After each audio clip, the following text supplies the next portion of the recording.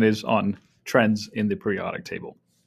Have you ever wondered why we use the word periodic when it comes to the periodic table of elements? Well, the word periodic in the English dictionary means repeating at certain intervals. One of the things you will realize as we go through this is that when we arrange elements in the order of increasing atomic number as they are in the periodic table, we see these certain repeating patterns, which we call trends in the periodic table. There are both physical and chemical trends or properties that repeat. We're going to be looking at physical trends here. Here's one example of a physical trend where you see a repeating pattern. This is the graph of atomic radius versus atomic number. Now, atomic radius, you all know what a radius is. It's half of the diameter of a circle. Atomic radius is a measure of the size of the atom. So when you look at this graph, automatically you notice a repeating pattern. I notice that the graph goes up and then it goes down, it goes up and then it goes down. When we take a closer look at this graph here, let's say I'm looking at this particular part of the graph here, you notice that I'm going from lithium to neon, and these are the elements that are in between. And when I go from lithium to neon, if I actually take a closer look, this is period 2 in the periodic table. This, because of the fact that the graph is going down, this is telling me that my atomic radius is decreasing. In other words, the size of the atoms is decreasing. I also see the same thing repeating here. Sodium going to argon, that's period 3. And then potassium going down to krypton, that's period 4. Now, I could have done this for the entire periodic table, but there's no need. The point I'm trying to make here is that you see this repeating pattern, right? Every period, you start out with a larger atom and then it goes down. So atomic radius decreases when you go across a period. You also notice another pattern. If I were to circle the elements that are on the peaks here, you notice that lithium, sodium, potassium, these are alkali metals. And if I were to do a line of best fit of sorts, you can see that there's an upward trend, meaning that atomic radius increases when you start at the top of the group and you go down to the bottom of the group. You also see the repeating pattern in something called ionization energy. The word ionization basically means to make something into an ion. In this case, this is the energy needed to remove an electron from an atom. So if you take an electron away from an atom, you are making it a cation. You have to put energy in. Why? Because the electron is being held by the nucleus. And of course, if the electron is closer to the nucleus, you have to put more energy in. When we take a look at the graph of ionization energy versus atomic number for the first 40 elements here, once again, I notice that when I go from lithium to neon, this time it's flipped. The graph is pointing upwards, which means that ionization energy increases. In other words, when I go from left to right within a period, it becomes harder to remove electrons. When I take a look at sodium versus argon, which is our period 3, the same pattern applies. And when I go from potassium to krypton, we see this same general upward pattern. Now, in this case, we do have some slight exceptions here. If you are an IB, you're responsible to explain that. But if you're not, we'll leave it at that. It has to do with energy levels and sublevels within an atom according to the quantum mechanical model, but you don't need to worry about that. We also see that the elements on the peaks here, unlike the other graph here, we have the noble gases. And if I were to draw a line here, you can see there's a downward trend, which basically means that if you start at the top of the group and you go down, ionization energy decreases. That's quite simple to explain because as the atoms become larger, the electrons are farther away, they are easier to remove. And lastly, we'll take a look at electronegativity here. You can see the same pattern. Electronegativity is basically a measure of attraction an atom has for shared electrons. So you can think of this as a tug of war. If you had a really muscular person, doing tug of war with somebody who wasn't as muscular, obviously you know who's going to win. So when two atoms are sharing electrons, it's basically who's going to pull those shared electrons closer to themselves. That is electronegativity. We're going to take a closer look at this coming up. Once again, you can see the repeating pattern here. This is lithium. This is fluorine here. You can see that within period 2 here, there is an increase in electronegativity. Same here and same here. And then once again, if we take a look at the peaks, you have fluorine here. This would be chlorine, and this would be bromine. You can see a general downward trend. Electronegativity decreases when you go down a column as the atoms become larger, and it increases as you go from left to right. So let's dive a little bit closer here. So a trend basically is a repeating pattern. There are physical and chemical trends. We're going to be looking at physical trends here. These are the ones we're going to be looking at. We're going to look at atomic radius, ionic radius, ionization energy, electronegativity, and electron affinity. What you would need to know is you need to know the trend across the period and down a column, and also be able to explain each one.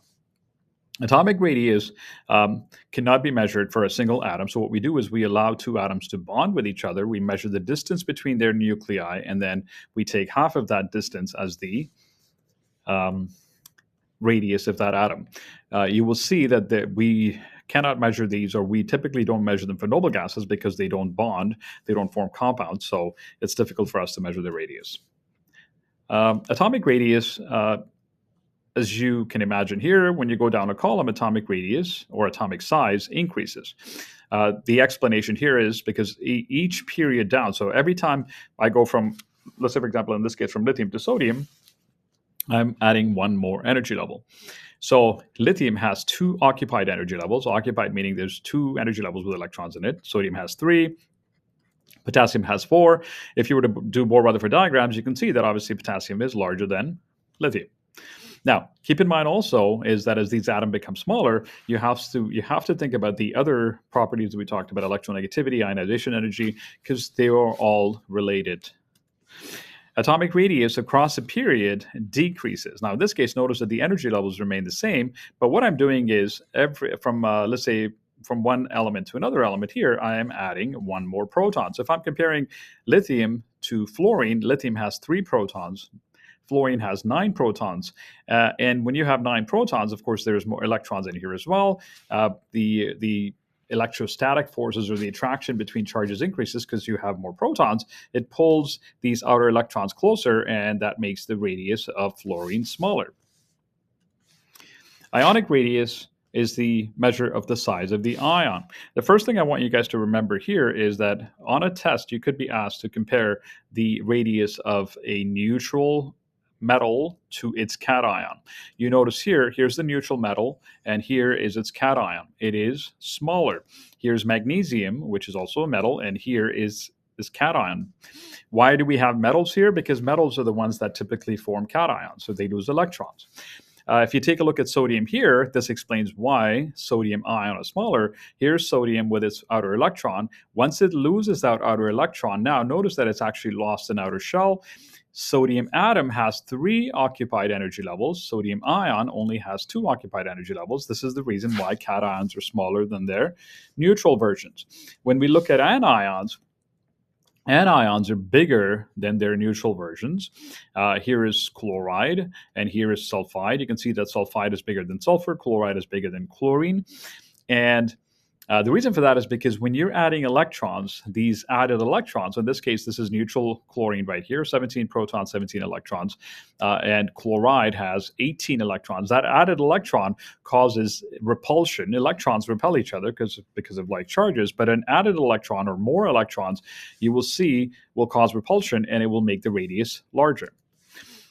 So, the trend that we see here is not as smooth as some of the other ones. You will notice here, so if you take a look at period 3 here, you notice we have sodium ion, magnesium ion, aluminum ion. You notice that there's a decrease when we go from sodium to aluminum. And then we will leave the group 4 out. And then you notice here, when it comes to group 5, this is where they start to pick up electrons. You can see that there's a big jump, again, increase here. And then phosphide, sulfide, and then there's a decrease again. So there's a decrease this way, and then there's a decrease that way. Typically, you won't be asked about ionic radius. The most important thing about ionic radius is you should know that when it comes to cations, they have their own separate trend, and when it comes to anions, they have their own separate trend. But in both cases, there's a decrease. One of the things that's helpful here is you notice sodium has lost 1 electron, magnesium has lost 2 electrons, and aluminum has lost 3 electrons. So you can think of it like this. The more electrons you lose, the skinnier you become. And if you take a look at the anions on the other side, the largest one is the one that took 3 electrons. So if you take in more electrons, you're going to become larger. Of course, the assumption there is that they are all in the same energy level.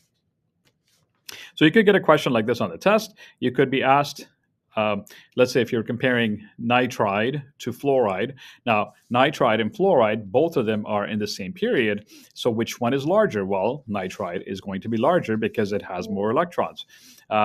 Sodium and magnesium ion, which one is larger? Well, we can see here that when we go back to sodium and magnesium, you can see that magnesium has lost more electrons. If you lose more electrons, then you are going to be smaller.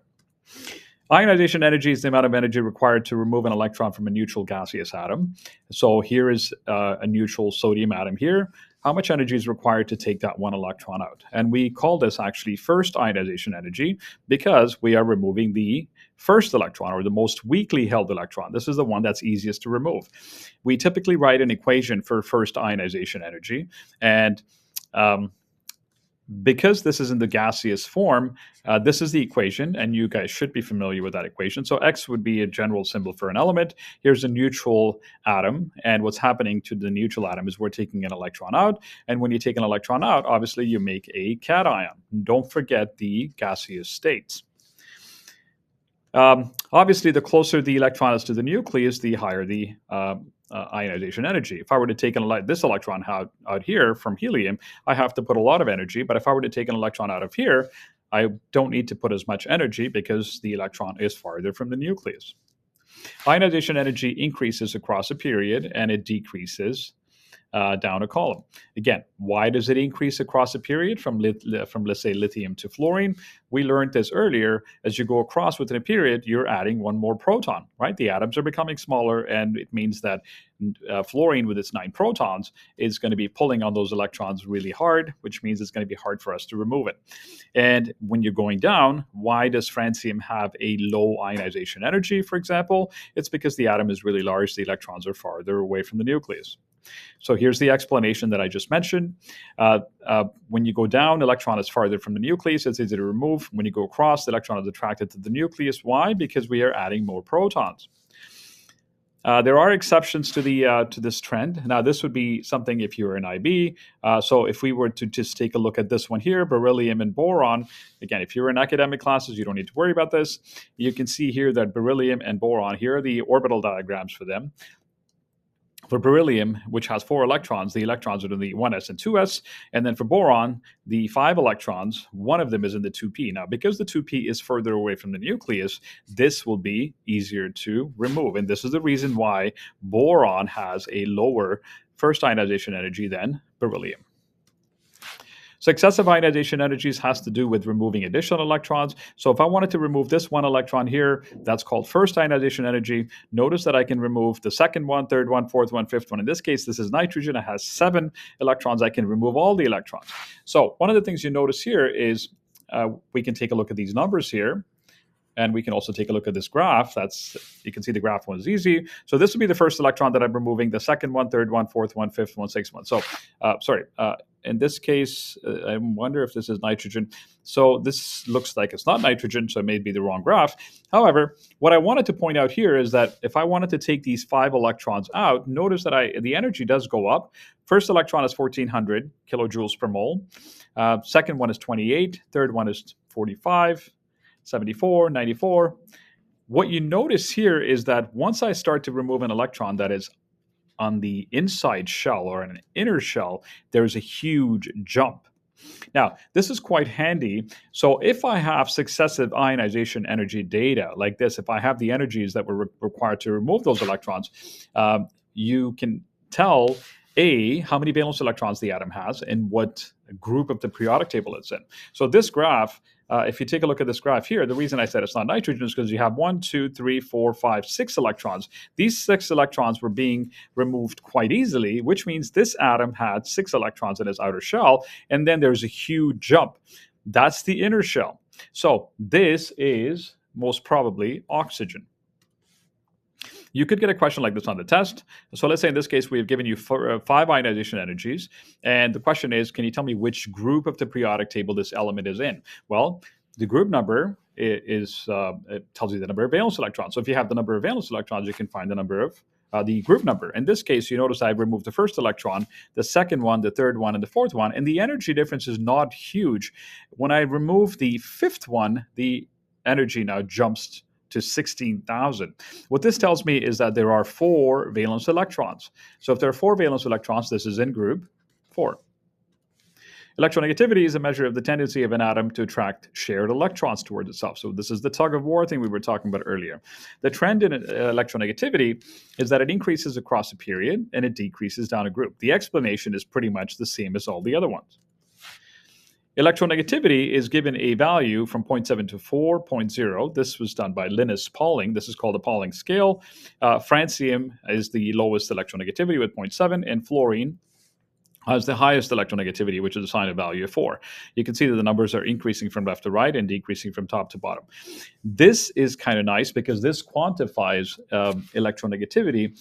And you will see that if I were to find the difference between electronegativities of these two atoms or any two atoms, I can actually identify what kind of bond forms between them. Now, there's more discussed on this in the bonding video, but just to give you an example here, if I were to take a look at, let's say, fluorine, and if I wanted to combine that with lithium, I now know based on their electronegativities, fluorine is going to pull those electrons quite easily. And as a matter of fact, you will see that fluorine will actually steal the electron of lithium. So here's lithium and here is fluorine. These are the Lewis diagrams. Because fluorine is very electronegative, it will actually steal the electron of lithium, and you get your common compound. This is lithium fluoride. Lithium becomes a cation and fluoride becomes an anion, and this is an ionic compound. We're going to talk more about this in bonding. So electronegativity is quite important when it comes to bonding. This is what I was talking about. The difference in electronegativity here can be used to measure the type of bond. So the bond can be ionic, it can be polar covalent or non-polar covalent. We will discuss this under bonding. No data is given for electronegativity and atomic radius of noble gases because they don't bond easily. So that's just for information. The last one is electron affinity. Electron affinity is the amount of energy that's released when a neutral atom receives an electron. So in this case, we have hydrogen with one electron, and that's not stable. It has one shell. It would like one more electron. So when you give hydrogen that additional electron, hydrogen releases a lot of energy. As a matter of fact, when you take a look at the periodic table, except for noble gases, all the other atoms are unstable. When they're not stable and you give them an electron, they become energetically stable. So if you are unstable, think of this atom being very high energy. So it's got a lot of stored energy and it's very unstable. And now when you give it an electron, it all of a sudden becomes very stable, which means it goes to a low energy state. And for example, let's say fluorine. When you take a look at fluorine, fluorine has 7 electrons. When I give fluorine an additional electron, fluorine goes from a high energy state to a low energy state. And what it does is it releases that energy. That energy is a measure of the electron affinity. Electron affinity increases from left to right, which basically makes sense because if I were to give, let's say sodium, which is on the left side of the periodic table, if I were to give sodium one additional electron, sodium is not going to be as happy as fluorine. Fluorine is one away from becoming stable. Fluorine will release a lot of energy. Sodium will not. So electron affinity increases when you go from left to right. So metals usually have low electron affinities. It's the non-metals that have higher electron affinities. And electron affinity also decreases when you go top to bottom, or it increases when you go bottom to top. Thank you.